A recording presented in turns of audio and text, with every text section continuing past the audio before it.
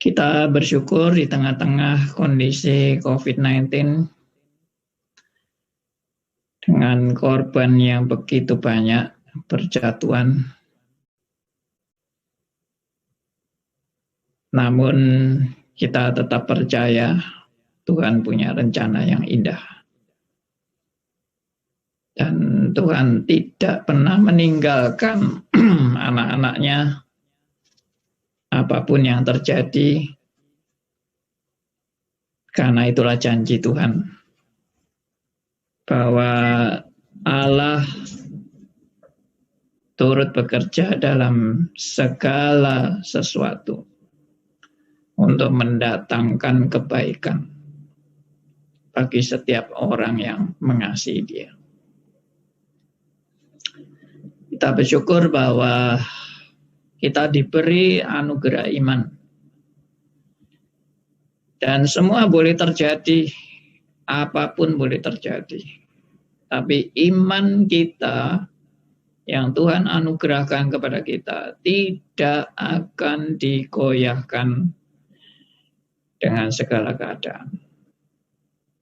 Rasul Paulus sendiri pernah mengatakan bahwa baik maut, baik pemerintah-pemerintah, penguasa-penguasa, dan segala penderitaan, segala masalah, musibah, dan sebagainya, tidak ada yang dapat memisahkan kita dari kasih Allah. Tidak ada yang dapat memisahkan kita dari kasih Allah. Biarlah ini boleh menjadi suatu kepercayaan yang mendasar dalam hidup saudara dan saya menghadapi masalah-masalah yang berat ini. Baik, mari kita berdoa. Kita sekali lagi mohon pimpinan Tuhan dalam pemberitaan firman-Nya. Bapa yang di surga, kami datang kepada Tuhan. Di tengah-tengah kondisi yang sangat mencekam banyak orang, banyak keluarga, dan mereka banyak pula yang kehilangan keluarga yang dikasihi. Banyak mereka yang berduka, banyak mereka yang bahkan putus asa. Bahkan di antara mereka ada yang goyah imannya, ada yang meragukan pemeliharaan Allah dalam hidup mereka. Tuhan, tolonglah teman-teman kami ini, agar mereka tetap boleh memandang kepada salib-Mu, bahwa apapun yang terjadi, Tuhan tidak pernah meninggalkan setiap anak-anaknya. Kami mau serahkan ya Tuhan ibadah hari Minggu ini. Tuhan boleh pimpin dari awal sampai akhir. Kami semua boleh sungguh-sungguh dikuatkan dan diteguhkan oleh firman Tuhan.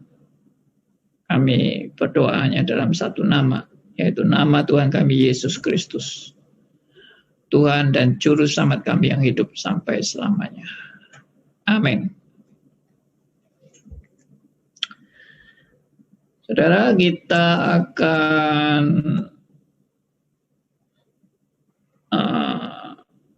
menggunakan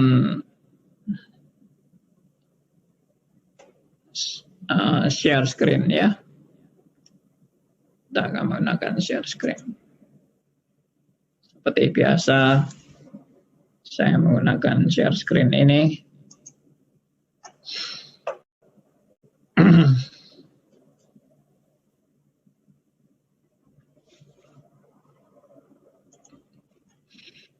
Ya, mohon sabar.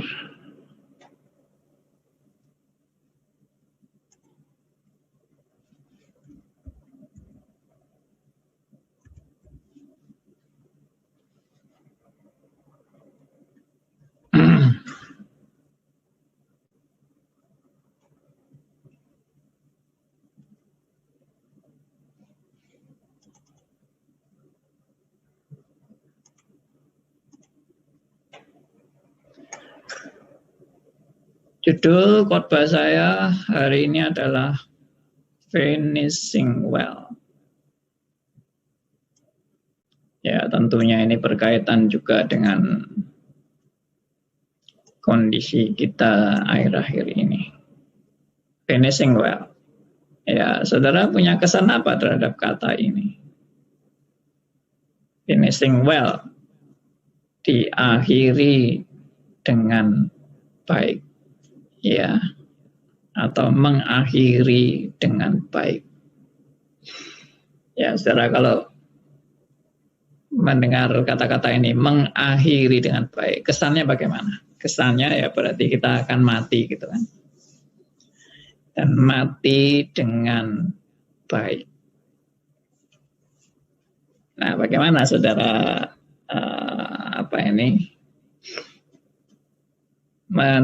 menanggapi kata-kata ini, finishing well?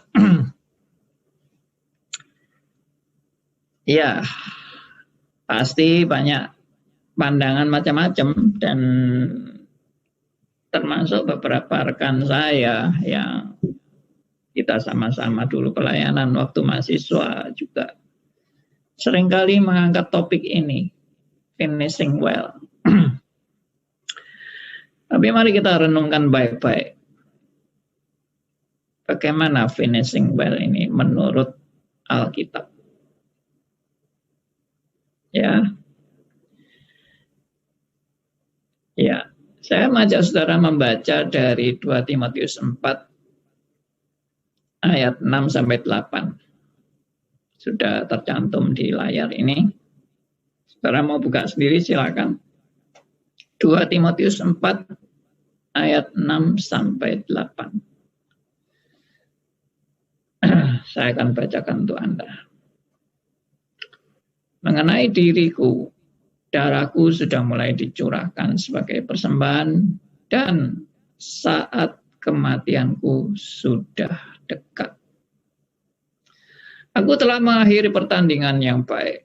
Aku telah mencapai garis akhir, dan aku telah memelihara iman.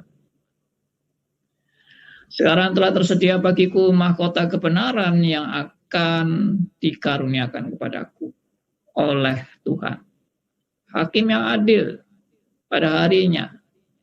Tetapi bukan hanya kepadaku, melainkan juga kepada semua orang yang merindukan kedatangannya.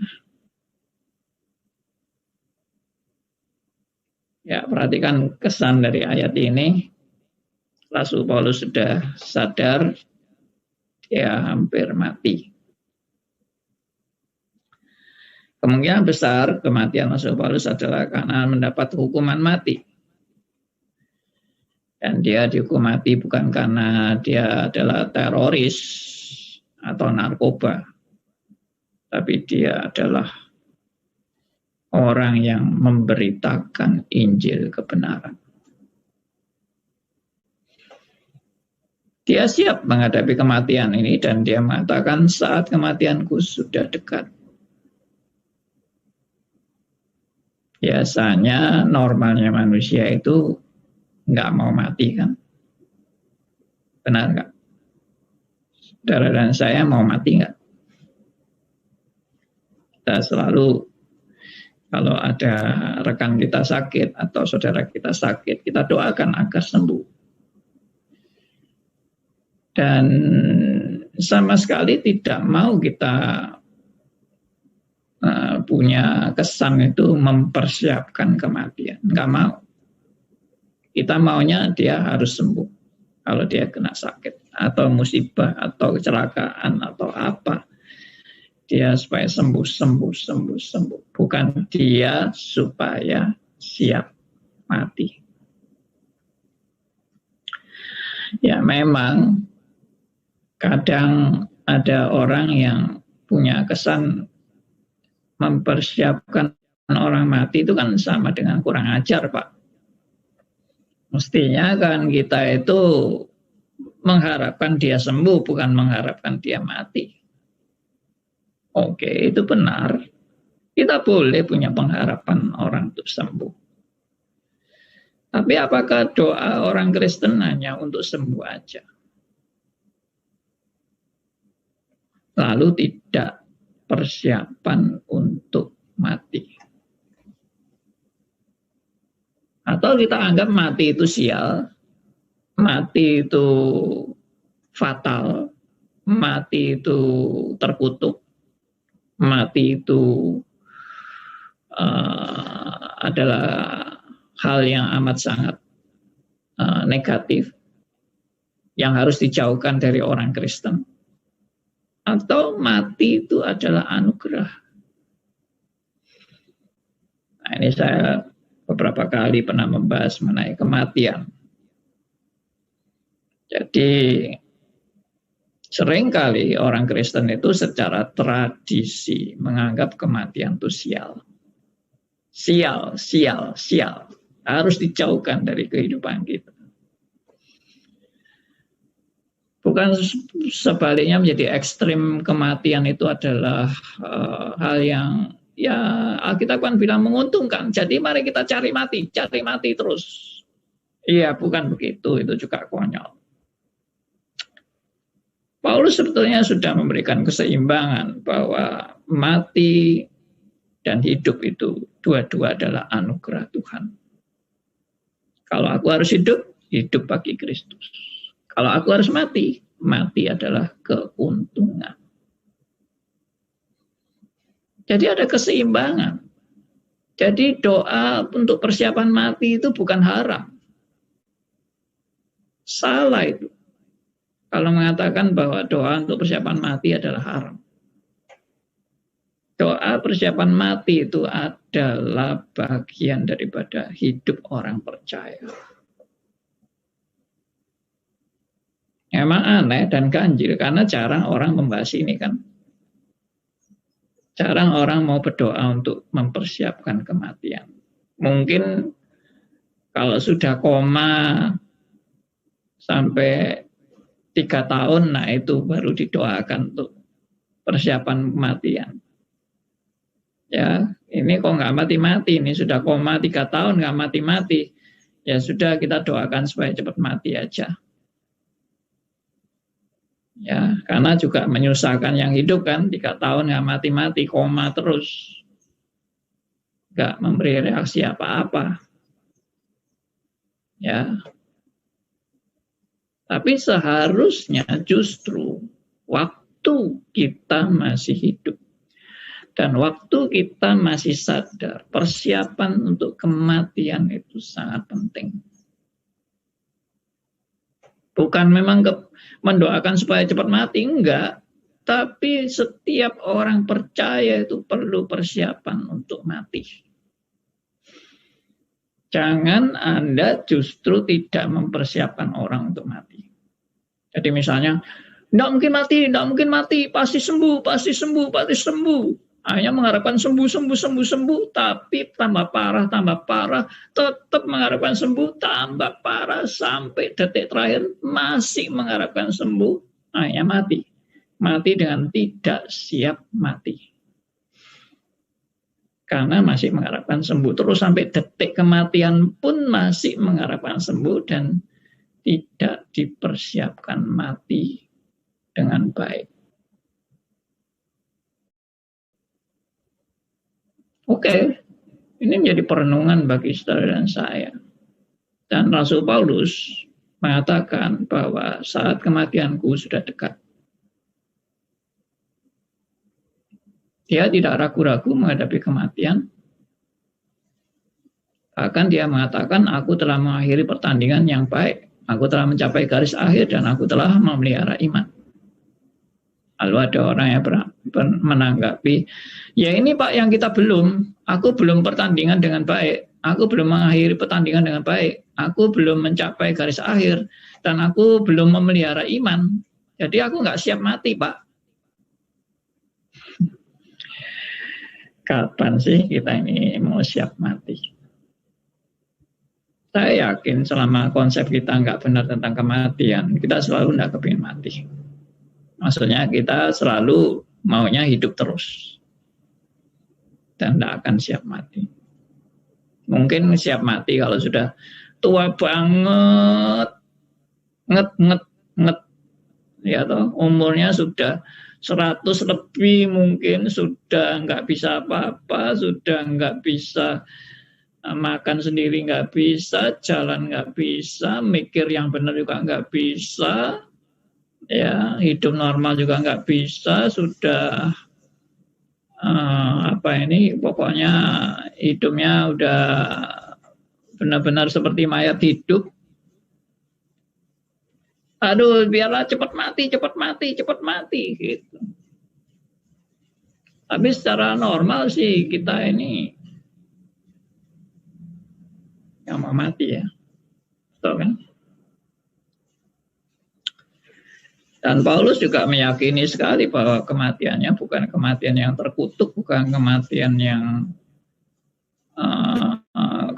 yang sial, dan bukan kematian yang sangat jelek, negatif. Tapi dia bilang di ayat 8, sekarang telah tersedia bagiku mahkota kebenaran yang akan dikaruniakan kepadaku oleh Tuhan, Hakim yang adil pada harinya. Tapi bukan hanya kepada aku, melainkan juga kepada semua orang yang merindukan kedatangannya.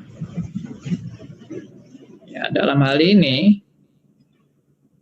Rasul Paulus melihat kematian sebagai anugerah Allah. Ya, coba lihat tuh, yang akan dikaruniakannya kepada aku. Only by grace. Semua karena anugerah. Kalau harus mati pun itu adalah anugerah. Mati bukan sial. Mati adalah anugerah Allah. Maka hapuslah semua konsep tentang kematian yang tidak benar.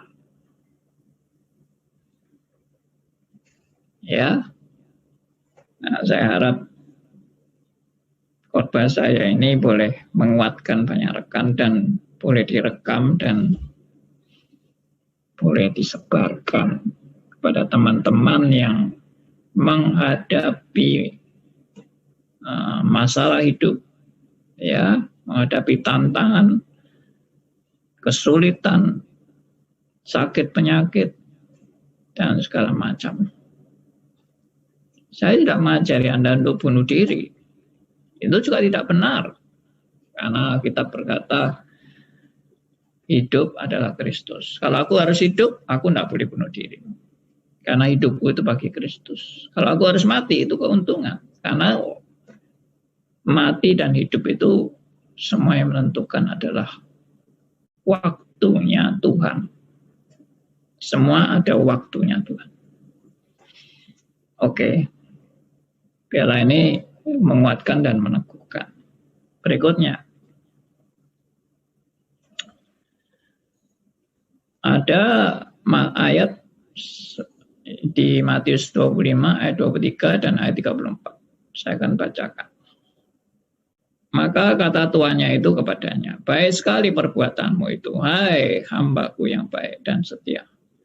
Engkau telah setia memikul tanggung jawab dalam perkara kecil, aku akan memberikan kepadamu tanggung jawab dalam perkara yang besar. Masuklah dan turutlah ke dalam kebahagiaan Tuanmu. Matius 25 ayat 34. Dan raja itu berkata kepada mereka yang di sebelah kanannya, mari, hai kamu yang diberkati oleh Bapakku, terimalah kerajaan yang telah disediakan bagimu sejak dunia dijadikan. Ayat yang ketiga, saya akan bacakan untuk 1 Korintus 3 ayat 12-13. Demikian, entahkah orang membangun di atas dasar ini dengan emas, perak, batu permata, kayu rumput kering, atau jerami. Sekali kelak pekerjaan masing-masing orang akan nampak. Karena hari Tuhan akan menyatakannya. Sebab ia akan nampak dengan api, dan bagaimana pekerjaan masing-masing orang akan diuji oleh api itu.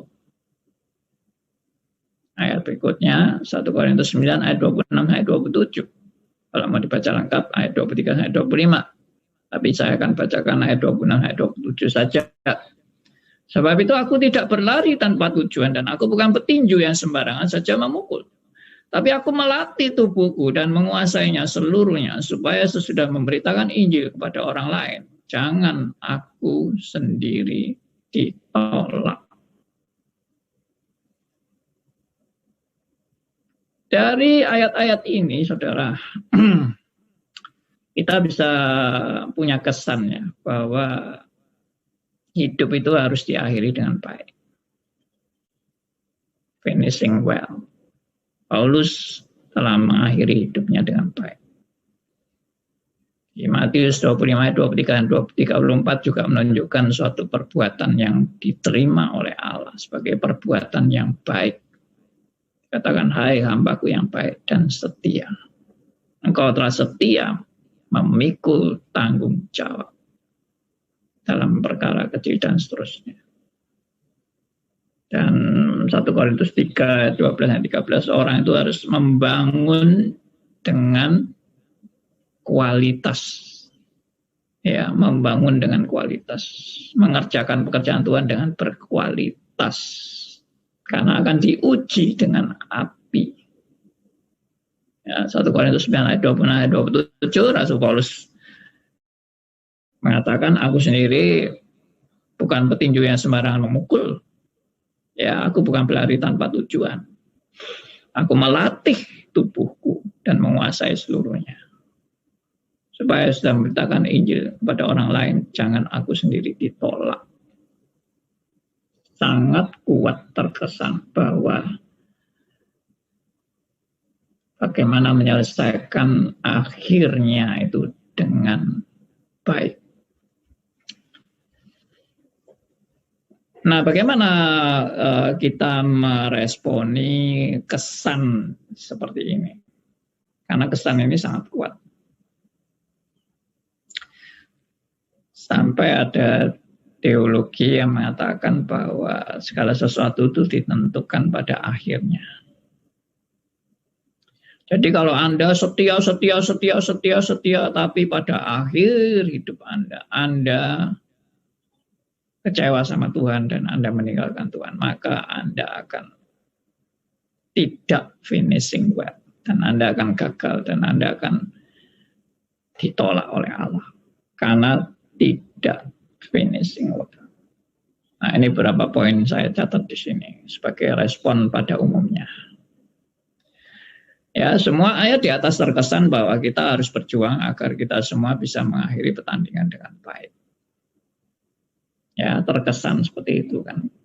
Kita semua bisa mengakhiri pertandingan dengan baik.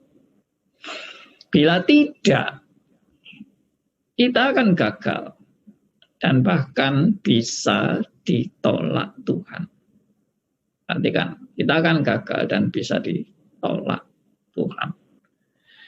Dan orang Kristen meresponi secara salah.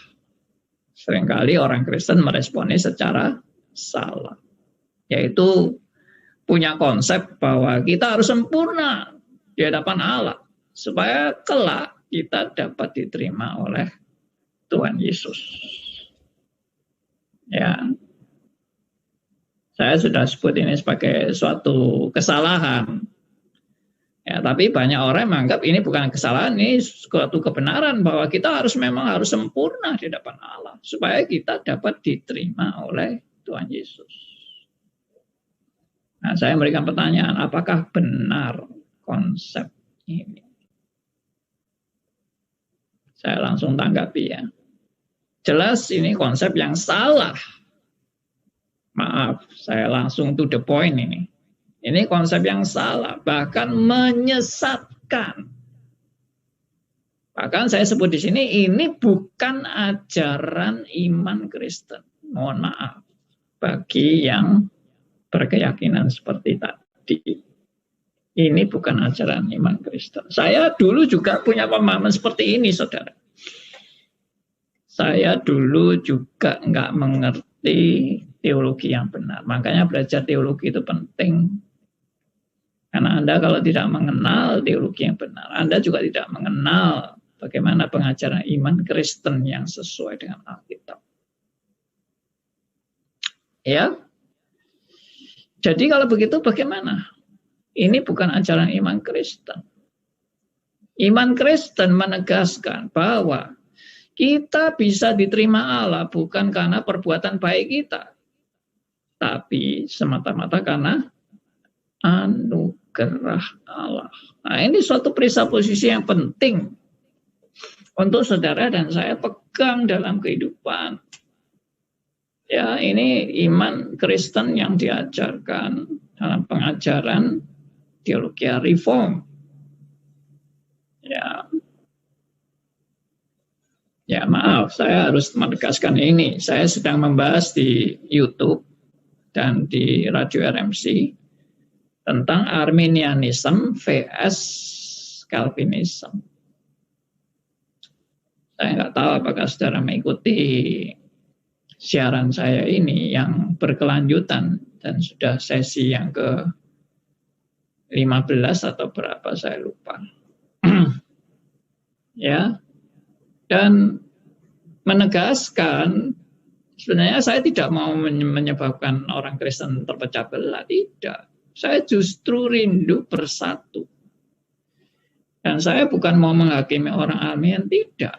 Tapi saya mau mengajak rekan-rekan yang baik Arminian, baik Calvinism, Arminianism, semuanya mau belajar kembali kepada firman. Saya tidak mengatakan bahwa orang yang mengaku dirinya Calvinism itu benar-benar Calvinis. Benar-benar sudah mengerti Alkitab dengan benar. Yang mengaku reform ya, termasuk di GRI, yang ngaku orang GRI, tidak dijamin sudah memahami teologi reform dengan benar. Apalagi orang Arminianisme. Harus belajar firman dengan benar. Karena itu saya mengajak semua belajar firman dengan benar. Bukan saya mau menghakimi, Arminian ini begini. Enggak. Mari kita belajar firman dengan benar.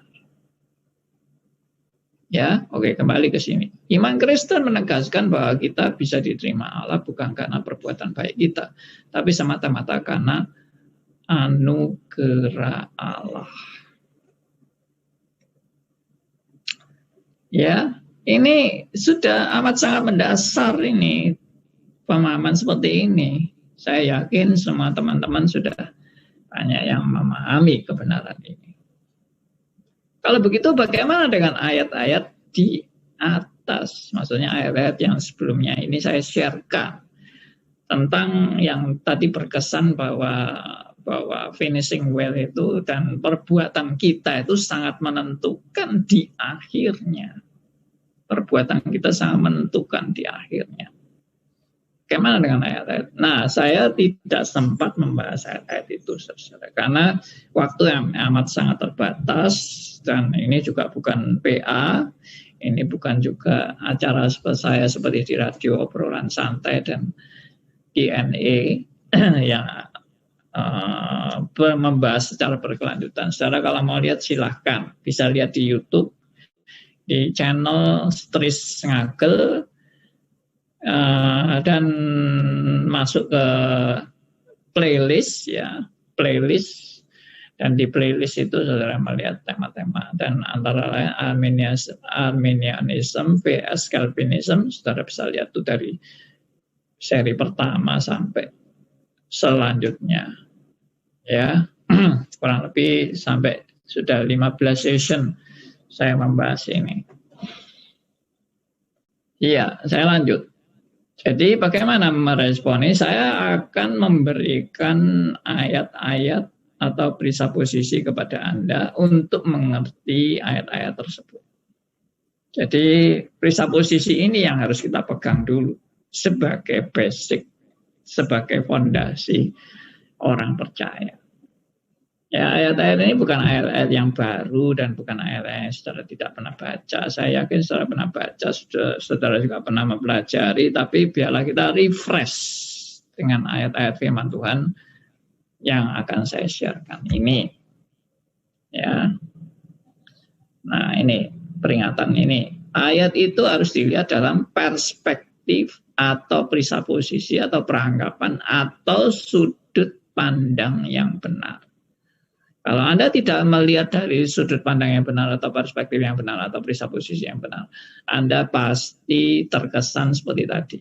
Memang orang harus sempurna sampai di akhir. Kalau tidak, Tuhan akan menolak kita.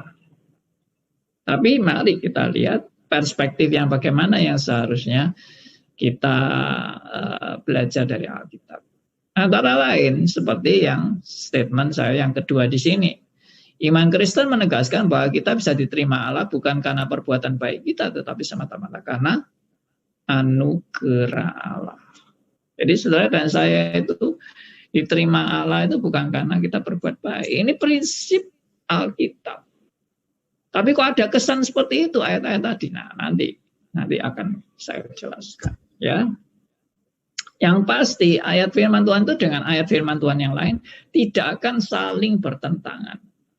Semua ayat firman Tuhan itu menyatu dan utuh, secara utuh.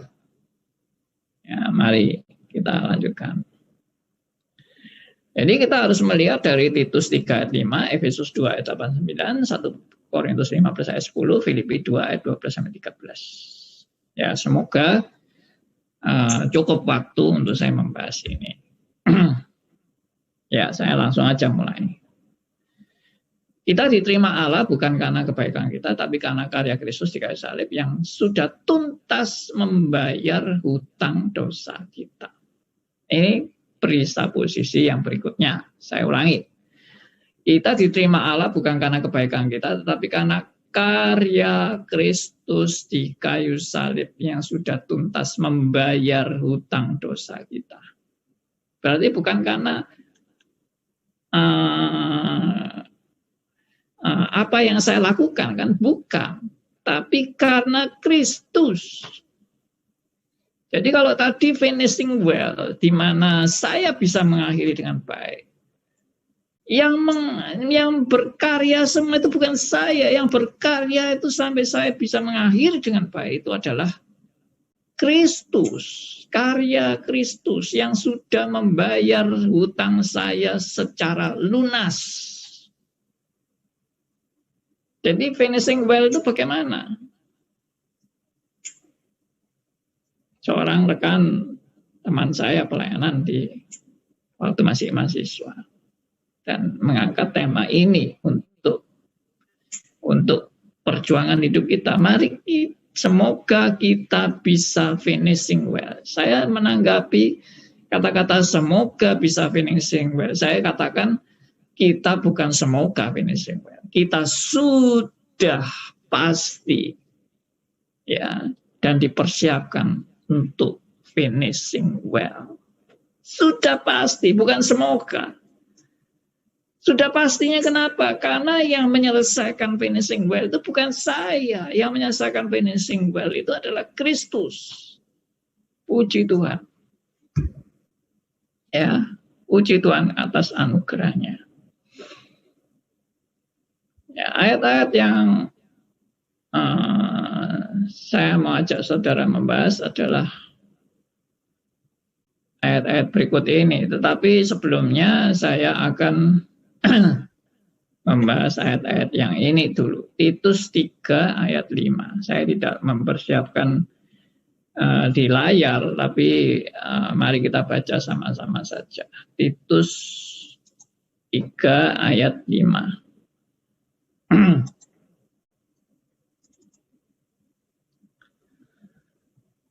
Oke, sebentar.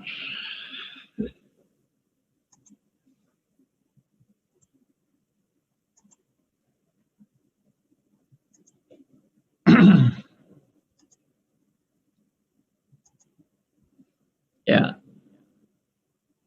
Perhatikan Titus 3 ayat 5. Saya bacakan buat Anda. Pada waktu itu, Dia telah menyelamatkan kita bukan karena perbuatan baik yang telah kita lakukan. Perhatikan. Dia telah menyelamatkan kita. Telah ya, telah bukan akan. Dia telah menyelamatkan kita. Dan menyelamatkan kita bagaimana? Bukan karena perbuatan baik yang kita lakukan. bukan karena perbuatan baik. Ya, dia menyelamatkan kita bukan karena perbuatan baik. Atau ya ini pasti bukan begini ya. Dia telah menyelamatkan kita dengan perbuatan baik yang telah kita lakukan. Bukan dengan perbuatan baik, tapi jelas bukan karena perbuatan baik yang telah kita lakukan. Tetapi karena apa? Tapi karena rahmatnya, anugerahnya. Rahmatnya itu sama dengan anugerahnya. Ya, tetapi karena anugerahnya, oleh pemberiannya cuma-cuma dan oleh pekerjaan, melalui pekerjaan apa? Pemandian kelahiran kembali dan oleh pembaruan yang dikerjakan oleh Roh Kudus. Jelas, sangat jelas bisa posisinya bahwa kita diselamatkan bukan karena perbuatan baik, tapi karena anugerahnya oleh pemandian kelahiran kembali, oleh born again, dan oleh pembaruan, ya, renewing yang dikerjakan oleh Roh Kudus. Ya, ini adalah bukan pekerjaan saudara dan saya, ini adalah pekerjaan Roh Kudus. Jadi siapa yang menyelamatkan? Yang menyelamatkan adalah bukan saudara dan saya, bukan karena pekerjaan Anda, bukan perbuatan baik kita, tetapi karena pembaruan yang dikerjakan oleh Roh Kudus dan kelahiran kembali yang juga dikerjakan oleh Roh Kudus. Oke? Nah, lalu kita lihat lagi ayat berikutnya, yaitu Efesus 2 ayat 8 dan 9. Nah, Efesus 2 ayat 8 dan 9 ini juga bukan ayat asing kan untuk saudara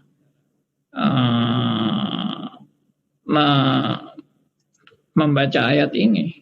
Ini sudah ayat hafalan, Efesus 2 ayat 8 dan 9 ini. Ya, sebentar saya sharekan.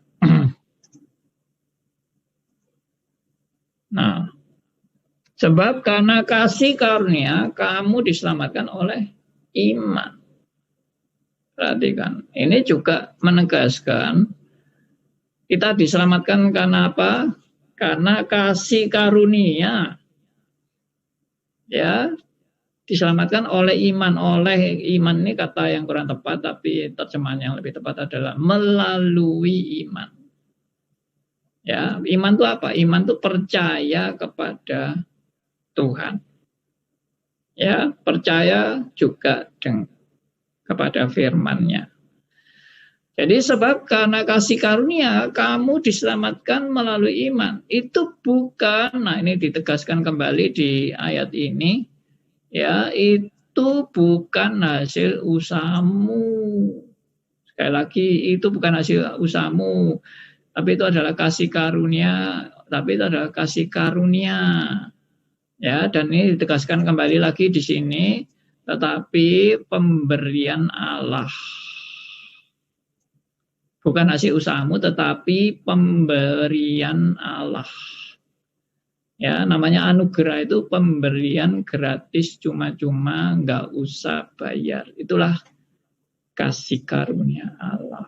Ya, ayat 9 ditegaskan kembali, yaitu itu bukan hasil pekerjaanmu. Jangan ada orang yang menyombongkan diri atau memegahkan diri.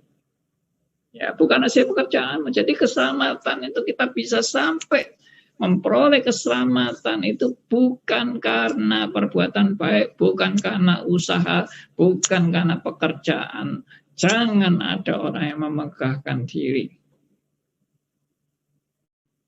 Ya, saya harap saudara jelas. Tapi tetap pertanyaannya, tadi ayat-ayat tadi kok kesannya usaha kita itu menentukan. Pak Rasul Paulus bilang sendiri bahwa aku telah mengakhiri pertandingan ini dengan baik dan sebagainya. Aku bukan petinju yang sembarangan meninju, aku melatih tubuhku dengan sedemikian rupa. Kok pekerjaan Pak yang ditekankan itu? Nah, nanti dulu. Yang jelas prinsipnya ini kita pegang dulu. Prinsipnya ini bahwa keselamatan itu bukan melalui perbuatan baik. Jadi dengan demikian, maka apa yang dikatakan oleh Rasul Paulus seakan-akan tadi usahanya yang menentukan, tidak mungkin bertentangan dengan prinsip ini. Bahwa bukan karena usahamu, bukan karena pekerjaanmu. Jangan ada yang memegahkan diri. Ya, Titus 3 ayat 5 tadi. Itu kamu disamakan bukan karena perbuatan baik. Waduh, sudah amat sangat jelas.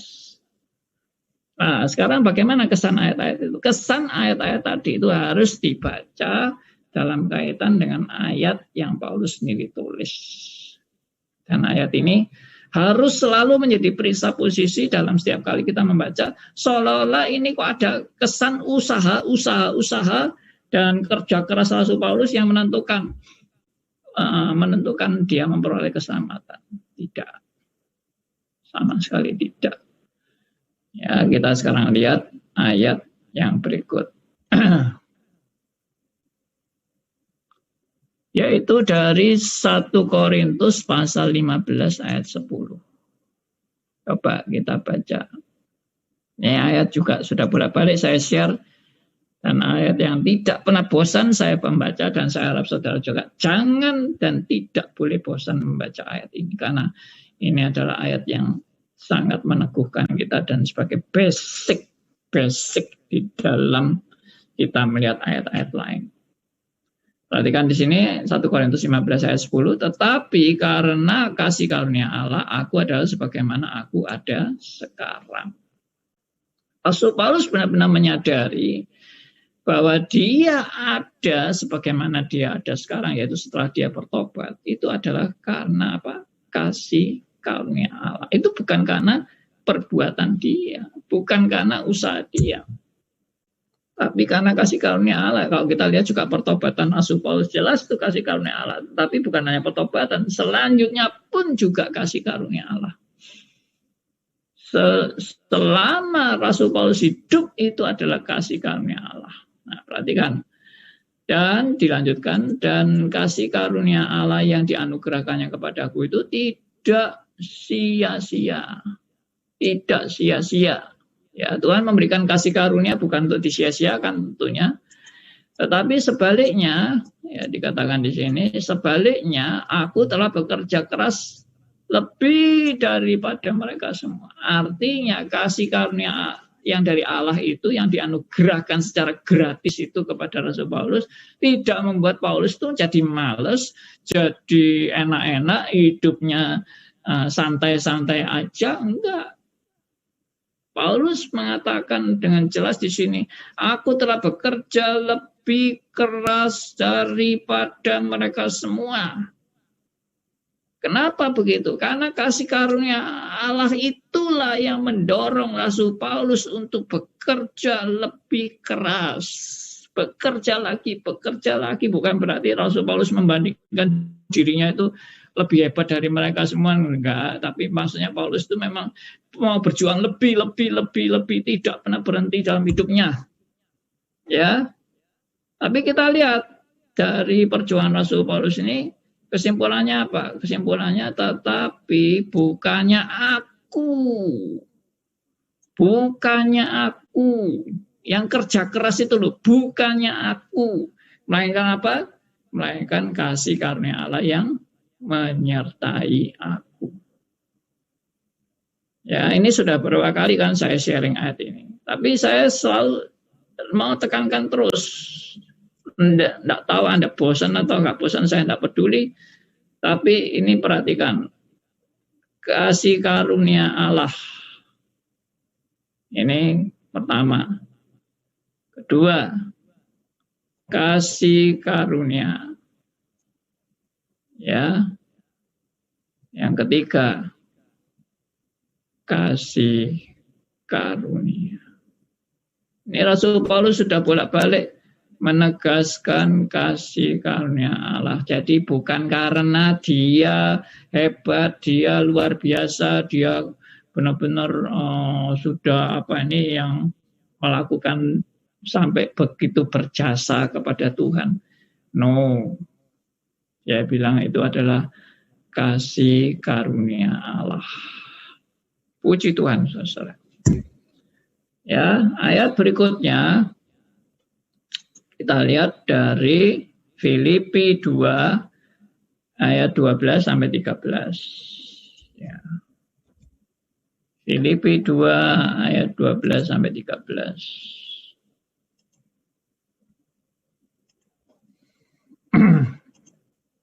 Nah, hai saudara-saudara yang kekasih, kamu senantiasa taat, karena itu tetaplah kerjakan keselamatanmu dengan takut dan gentar. Nah, perhatikan di sini. Ini biasanya ayat ini dipakai oleh orang golongan Arminianism. Ya, kamu senantiasa taat. Berarti ketaatan itu sangat penting. Kita sebagai orang Kristen kalau tidak taat, kita akan binasa. Nah, lalu peringatan yang kedua adalah karena itu tetaplah kerjakan keselamatanmu dengan takut dan gentar. Jadi harus taat dan mengerjakan keselamatan dengan takut dan gentar. Jadi kalau tidak dikerjakan dengan sungguh-sungguh, kamu akan gagal di tengah jalan.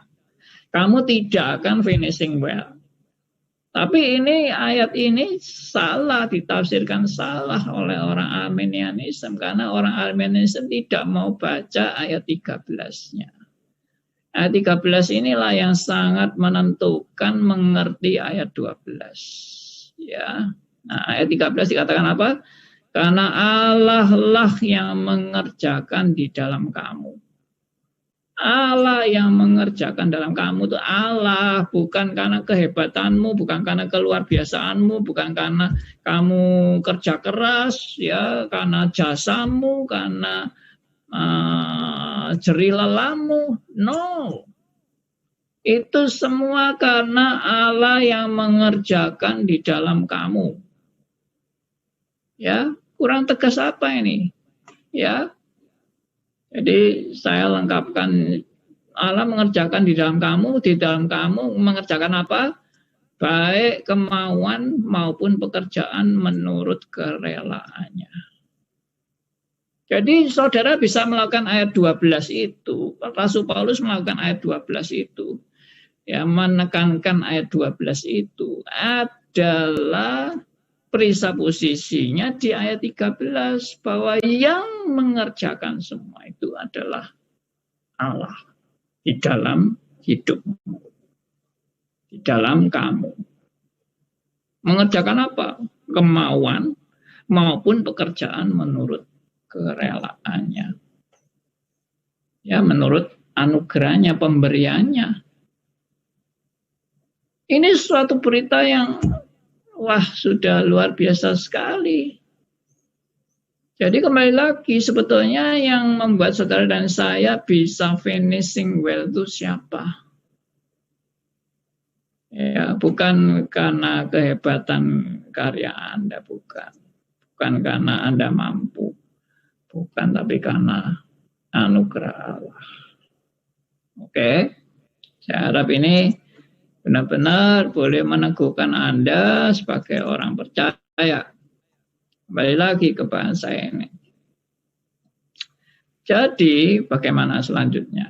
Kita diterima Allah bukan karena kebaikan kita, tapi karena karya Kristus di kayu salib yang sudah tuntas membayar hutang dosa kita. Nah, ini perhatikan, ini presupposisi yang sangat penting. Sekali lagi, kita diterima Allah bukan karena kebaikan kita, tetapi karena karya Kristus di kayu salib yang sudah tuntas membayar hutang dosa kita. Saya mau tanya, kalau saudara yang mampu melakukan finishing well, saudara mampu apa sih?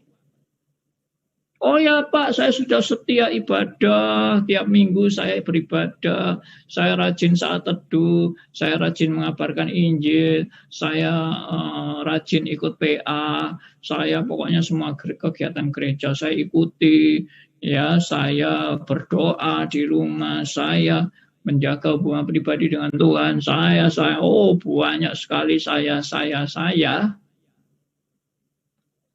Tapi Anda sadar nggak ya, bahwa yang Anda lakukan itu sama sekali tidak sempurna. Dan yang Anda lakukan itu sama sekali tidak memenuhi standar kesempurnaan Allah, tuntutan kesempurnaan Allah. bahwa Alkitab berkata segala kesalehanmu itu seperti kain kotor.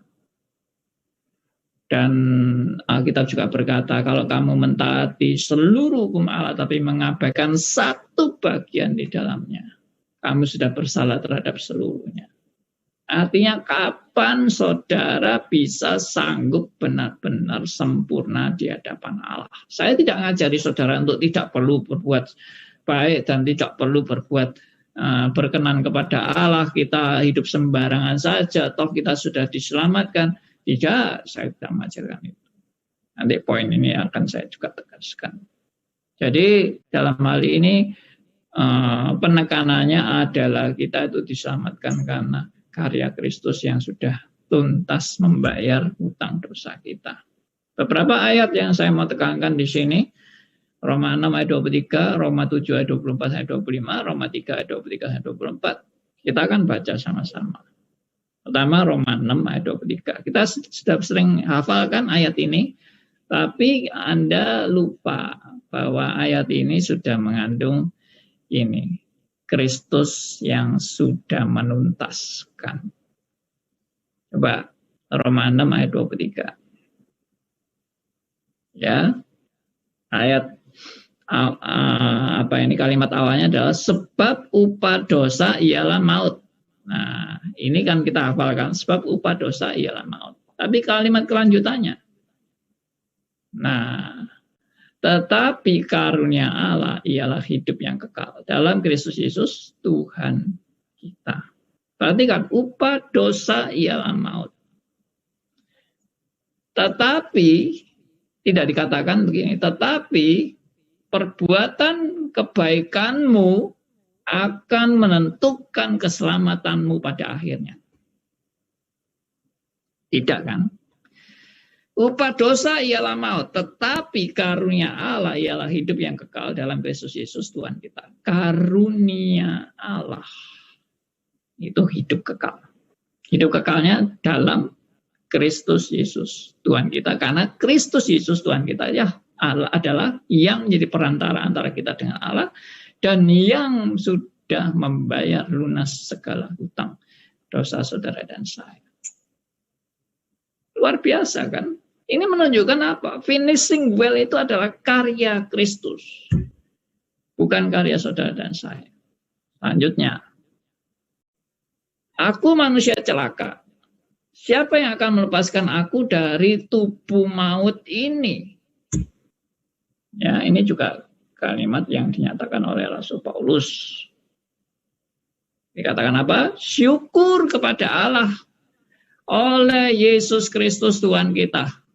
Tidak dikatakan syukur kepada Allah oleh aku yang sudah bekerja keras dan menyelesaikan semua pekerjaanku dengan segala usahaku untuk berkenan kepada Allah. Tidak. Syukur pada Allah. Jawabannya singkat. Oleh Yesus Kristus Tuhan kita. Ini sekali lagi juga menegaskan siapa yang bisa finishing well. Adalah Kristus yang sudah hidup dalam hidup Anda. Karena Anda sudah menerima Yesus sebagai Tuhan dan Juru Selamat dalam hidup Anda. Berikutnya,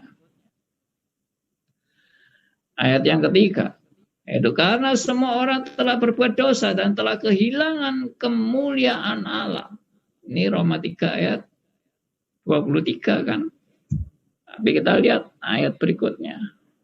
Ayat 24. Dan oleh kasih karunia telah dibenarkan dengan cuma-cuma. Ya, oleh karena penebusan dalam Kristus Yesus. Perhatikan, semua orang telah berbuat dosa dan telah kehilangan kemuliaan Allah. Solusinya apa? Solusinya kasih karunia Allah. Oleh kasih karunia Allah, ya, orang yang beriman tentunya dibenarkan dengan cuma-cuma karena penebusan dalam Kristus Yesus. Sekali lagi, siapa yang finishing well? Karya Kristus. Puji Tuhan.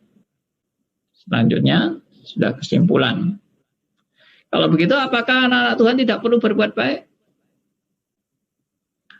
Saya tulis di sini. Perbuatan baik adalah ibadah dan persembahan syukur kepada Allah yang sudah memberikan anugerah keselamatannya bagi kita orang-orang berdosa yang tidak layak ini. Sekali lagi, perbuatan baik adalah ibadah dan persembahan syukur kepada Allah yang sudah memberikan anugerah keselamatannya bagi kita orang berdosa yang tidak layak. Sekali lagi, ibadah dan persembahan syukur. Apakah orang Kristen tidak perlu berbuat baik?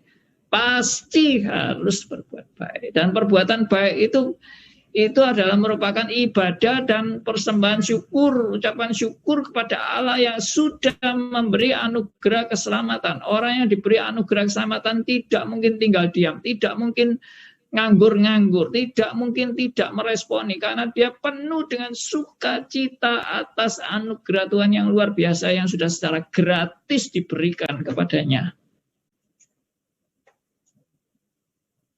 Ya, nggak mungkin orang yang menerima anugerah Allah yang begitu dahsyat dan luar biasa karya Allah itu lalu Anda biasa-biasa aja.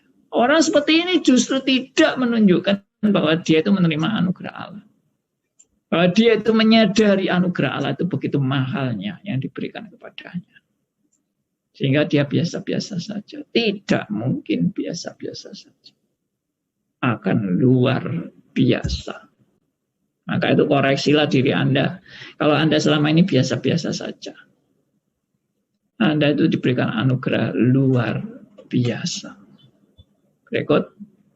Perbuatan baik adalah buah roh, bukan hasil kerja kita yang hebat bagi Allah, tetapi karena ranting yang melekat pada pokok anggur. Sekali lagi, perbuatan baik bukan usaha saudara. Perbuatan baik itu adalah buah roh, dan buah roh itu hasil dari hubungan pribadi dengan Allah. Seperti ranting yang melekat pada pokok anggur. Itu menunjukkan apa? Kebergantungan mutlak kepada pokok anggur.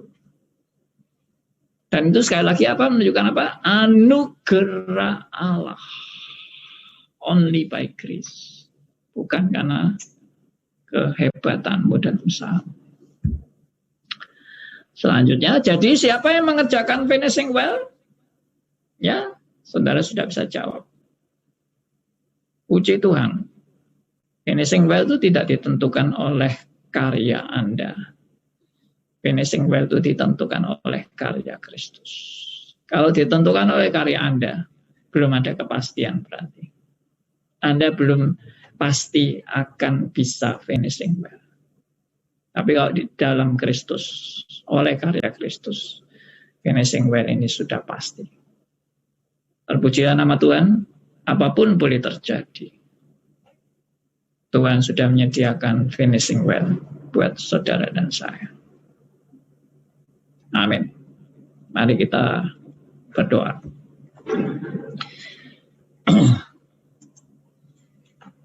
Bapa yang di surga, kami datang kepada Tuhan. Kami ucap syukur dan terima kasih karena anugerah-Mu. Kami bersyukur karena kami semua disadarkan betapa tidak layaknya kami di hadapan Tuhan. Tapi kami seringkali merasa sombong. Kami seringkali merasa diri kami sudah begitu hebat. Dan kami juga seringkali mempunyai konsep yang salah tentang kematian. Tuhan tolong kami untuk diperbarui segala konsep-konsep yang salah. Baik tentang kematian, baik tentang finishing well. Semua itu adalah anugerah Tuhan yang luar biasa. Biarlah kami siap menghadapi kematian seperti Rasul Paulus pun siap menghadapi kematian bersama dengan Tuhan. Apapun boleh terjadi. Kalau kami masih harus hidup, kami akan berjuang hidup bagi Kristus. Kalau kami harus mati, itu adalah satu keuntungan, berkat dan anugerah Tuhan bagi setiap orang yang percaya. Terpujilah nama Tuhan, kami serahkan doa kami serahkan seluruh teman-teman yang lagi mengalami terpapar COVID-19.